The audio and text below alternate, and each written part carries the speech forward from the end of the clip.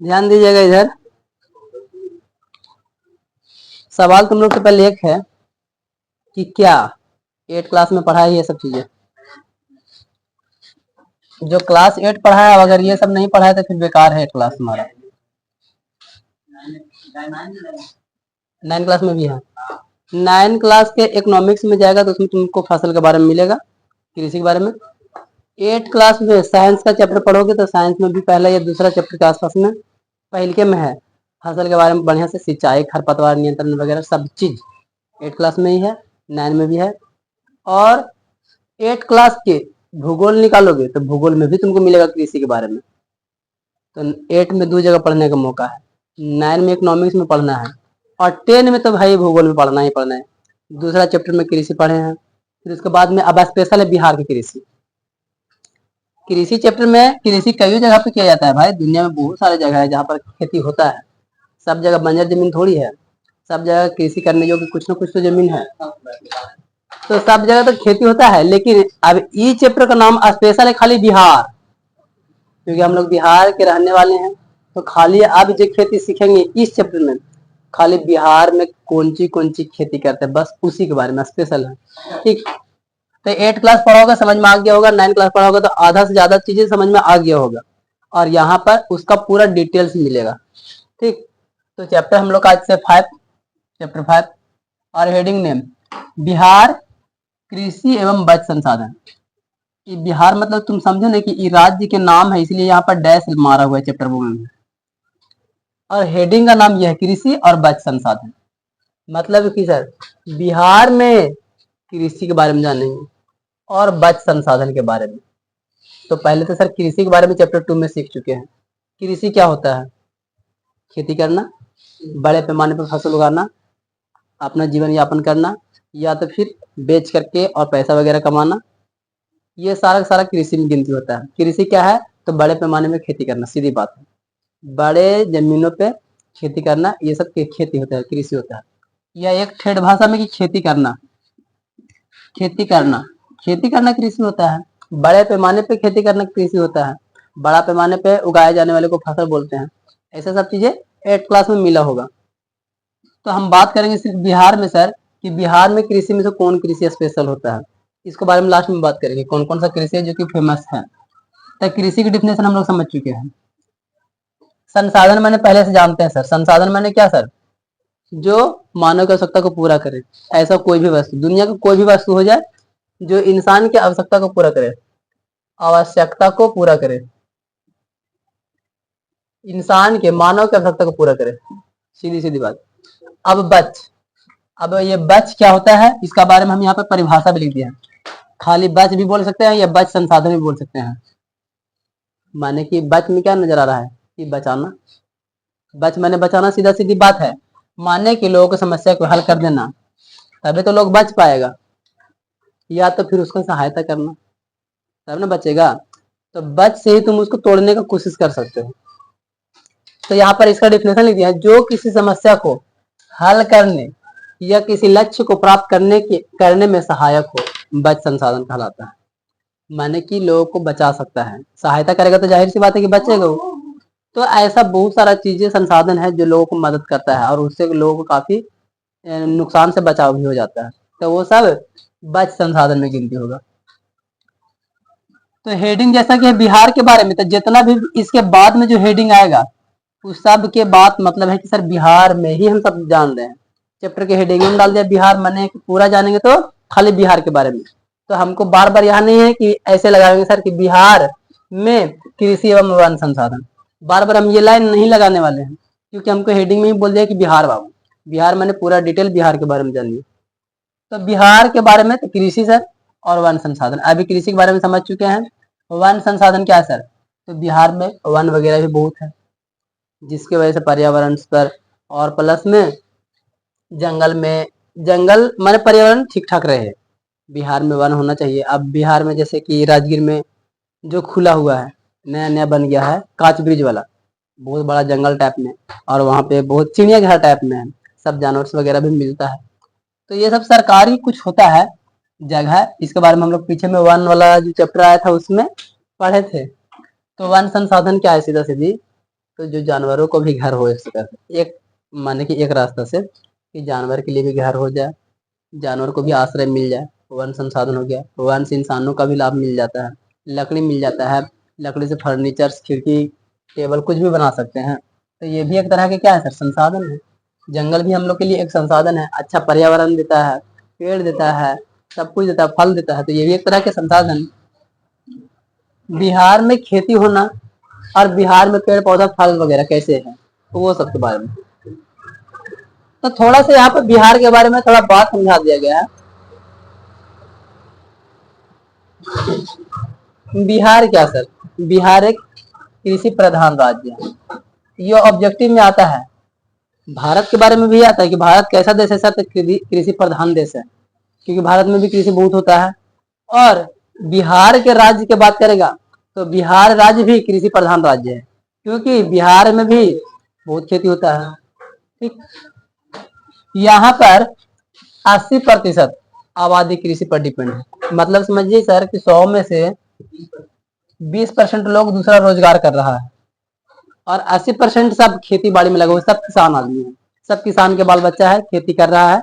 बाकी 20% आदमी जो है वो कोई नौकरी कर रहा है, कोई फैक्ट्री में खट रहा है, या कोई देश छोड़ के चला जा चुका है, विदेश में गया हुआ है। ये 20% में से जो कुछ हो सकता है। यहाँ पर अगर 1990 और 91 की बात किया जाए तो उस समय में 48.88%, सीधा सीधा समझ लो नहीं, 48.88, माने कि समझ लो 49% के आसपास में समझ सकते हैं। इतना प्रतिशत पर कृषि की जाती थी। और वही जब 2005 से 6 की बात किया जाए तो उसमें इम्प्रूव हुआ है 59.37, लगभग समझ लो ना कि 60 के आसपास चलते हैं, कि उसमें से 50 और इसमें 60, लगभग 10, 11, 12% के अप्रोक्सली बढ़ोतरी हो गया। मैंने बिहार थोड़ा कृषि में आगे बढ़ रहा है, थोड़ा और बेहतर से बेहतर कर रहा है, फसल और उत्पादन कर रहा है, तभी तो रेशियो बढ़ते जा रहा है।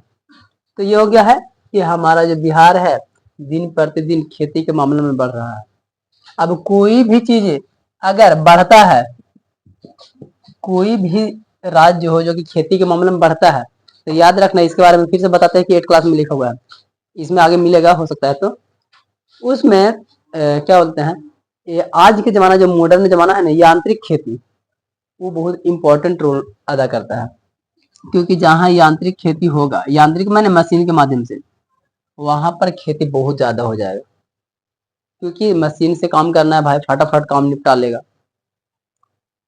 और अगर वो आदमी हाथ से करेगा तो मजदूरी उस पर ज्यादा देना पड़ेगा, खर्च उसका ज्यादा पड़ेगा, आधा सामान तो उसका मजदूरी में ही चला जाएगा।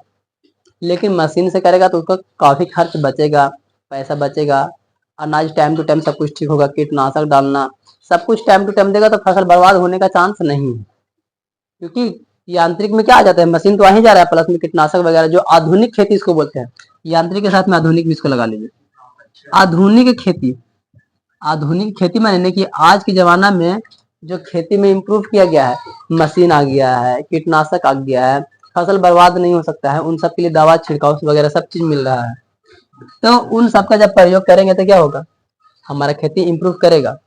आज के जमाना में भाई जहाँ पर जो लाइन बिजली नहीं था, पानी की व्यवस्था नहीं था, मोटर, बोरिंग सरकारी भी हो रहा है खेती के लिए, सरकार खुद बोरिंग करवाता है वहां के फसल को पटाने के लिए, सरकारी व्यवस्था भी ये सब आता है। अब तो सरकारी बिजली भी खेत में किसान के लिए कुछ यूनिट्स फ्री भी मिलेगा।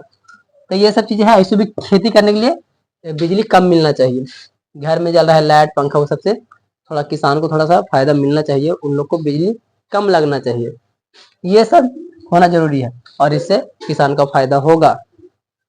तो ये है हमारे बिहार का जो स्थिति बदल रहा है, इसमें इसका बड़ा रोल है, क्योंकि जैसे जैसे जमाना बदल रहा है, ट्रैक्टर आ रहा है। अब हर बैल से कोई थोड़ी खेत जोतता है, एक खेत को जोतने में 2 दिन लगाएगा, और ट्रैक्टर से आकर जोतेगा तो एक दिन में लगता है कितना एकड़ जोत देगा दिन भर में। तो ये सब चीजें हैं, तो इसी वजह से धीरे धीरे इम्प्रूवमेंट हो रहा है। लगभग 11% के आसपास में वृद्धि हुआ, 11-12 के आसपास। अब स्पेशली जानते हैं कि हमारा जो बिहार है ना, बिहार में कितने प्रकार के फसल होता है। हम लोग शुरू में जानते होंगे या 8 क्लास में सीखोगे सर कि फसल सर 3 तरह के जानते होंगे सर, रबी फसल, खरीफ फसल, और ऐसे गर्मा फसल या ग्रीष्म ऋतु फसल ऐसे होता था। उसको हम लोग बोलते हैं मौसम के आधार पे। क्योंकि सब जगह मौसम थोड़ा बहुत 19-20 रहता है, सब जगह एक ही मौसम नहीं रहता है, सब जगह कुछ न कुछ चेंजेस रहता है। और यही बिहार में सर 4 तरह के फसल इस्तेमाल किया जाता है, 4 तरह का फसल लगाया जाता है साल भर में। जैसे सर भादों की फसल, अगहन की फसल, रबी फसल और गर्मा फसल। माने गर्मा इस यहाँ देखो सबके बारे में लिख दिया है कि भादो माने कोई सर सर्दी ऋतु की बात हो रहा है, पतझड़ वाला टाइम में जब पत्ता झड़ने का टाइम आने लगता है। और अगहन माने सर सर्दी ऋतु, जाड़ा एकदम शीत वाला, शीत वाला बरस लगता है उस टाइम के बात में।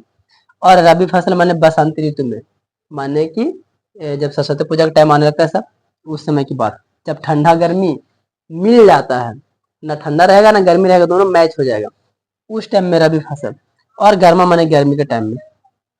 तो सब टाइम में अलग अलग मौसम है, लेकिन इतना खेती बिहार में हो रहा है। और जो हम लोग पिछले में देखे थे कि फसल 3 तरह का ही होता है, वो सब मौसम के आधार पर बांटा हुआ रहता है कि नॉर्मली इतना फसल होता है नॉर्मल रूप से, और उसके बीचवा में वो गर्मी वाला घुस जाता था। तो ये सब टाइम टेबल है उसको कि किस तरीके से फसल होता है और कहाँ पर कैसे होता है। तो ये स्पेशल हम बिहार के बारे में बात कर रहे हैं। बिहार में 4 तरह के फसल याद रख लेना। कभी ऑब्जेक्टिव में ऐसे आ जाता है कि फसल कितने प्रकार का होता है, हम लोग 2-3 तो तीन तो मार देते हैं नॉर्मली, लेकिन अगर बगल में बिहार रह जाए कि बिहार में कितने तरह के फसल किया जाता है, तो 4 तरह के फसल, 4 मौसम के आधार पर 4 तरह के फसल हो रहा है यहाँ पे कि भादों की फसल, अगहनी फसल, रबी फसल और गर्मा फसल। अब इन्हीं चारों में से एक ऑब्जेक्टिव निकलेगा जो कि एकदम बहुत ही अच्छा रहेगा। निम्न में से कौन भदई फसल है, एग्जाम में आता है, एकदम हमेशा आ जाता है। और ये 8-9 क्लास के इकोनॉमिक्स में भी आता है। अगहनी फसल, निम्न में से कौन अगहनी फसल है, निम्न में से कौन रबी फसल है, निम्न में से कौन गर्मा फसल है, ऐसे करके ऑब्जेक्टिव बनता है। तो चारों के बारे में जरा ध्यान से समझिएगा। भादो मैंने सर कि शरद ऋतु, सर्दियां स्टार्ट हो गया सर, या पतझड़ सर्दी वाला, तो इसका शुरुआत होता है मई जून से। भादो वाला फसल की शुरुआती तो मई जून से ही होता है, और अगस्त सितंबर में काट लिया जाता है। चालू नहीं था, लगा बंद हो गया था का। आगे गर्मा फसल, गर्मा माने गर्मी में, गर्मी में यानी ग्रीष्म ऋतु। अब जब लहरिया चलने लगता है उस टाइम में हम लोग को सब्जी मिलता है, ये सब लोग जानता है, गर्मी में भी सब्जी मिलता है, लौका वगैरह साग वगैरह मिलता है जो सर्दियों में दम। तो गर्मी टाइम में सब्जी भी उगाया जाता है, और ये सब मूंग वगैरह तो जानवे करता है, मूंग वगैरह सब लगे हुए करता है।